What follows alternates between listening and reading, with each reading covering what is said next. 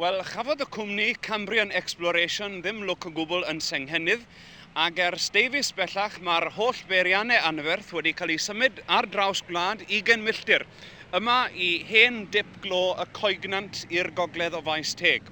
Chewch chi mor dynion o Ganada sy'n gyfrifol am y rig yma i gydnabod o gwbl bod yna bosibilrwydd y do nhw o hyd i olew yma chwaith.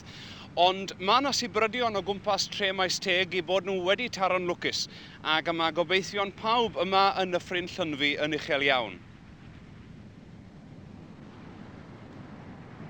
Doedd Don Branion, y gŵr o Ganada sy'n goruchwilio'r rig, ddim hanner mor optimistedd. Chafon nhw ddim awgrym bod olew i gael yn Senghennydd, a hyd yn hyn tebyg iawn i'r gobeith yn y creigiau yma Maesteg.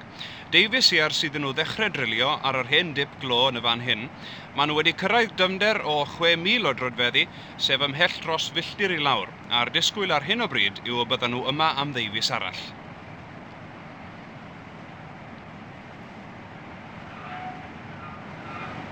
Y diwrnod roeddwn ni ar y safle araf iawn oedd pethau mynd mlaen. Roedd y criw wedi dod ar draws haen arbennig o galed a dim ond 6 troedfedd yr awr oedd y drill yn ei dyllu.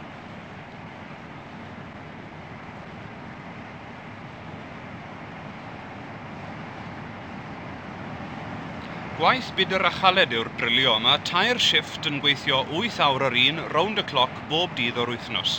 Mae arian mawr i'w ennill, ond mae'r dynion yn ei haeddiau heb unrhyw amheuaeth. Dyma'r adeg fwyaf peryglus, ychwanegu 10 troedfedd ar hugain o beipen at y drill. Fe all unrhyw beth ddigwydd yr adeg yma, yn Senghennydd cafodd dyn i ladd wrth wneud y gwaith hyn, ond hyd yma does dim wedi mynd o'i le ym Maesteg. Nad oes olew wedi ddarganfod yn ystod y 6 mis mae'r cwmni wedi bod yma yn ne Cymru, dyw'r swyddogion ddim yn ymddangos fel petai nhw'n ry siomedig. Ffliwc lwcus iawn fydde dod o hyd i olew ar yr ymgais gyntaf neu'r ail, ac fel yr eglurodd Mr Branion wrthai fe ellwch ddrilio 20 o dyllau o fewn llai na milltir i'w gilydd cyn dod ar draws un twll sydd ag olew ynddo. Mae'r olew hwnnw wedyn yn talu am y rhai sych.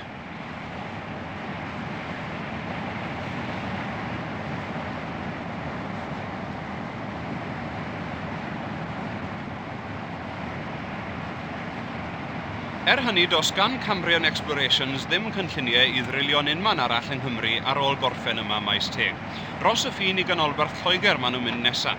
Ond fydd y gwaith ddim yn ofer, meddai Mr Branion.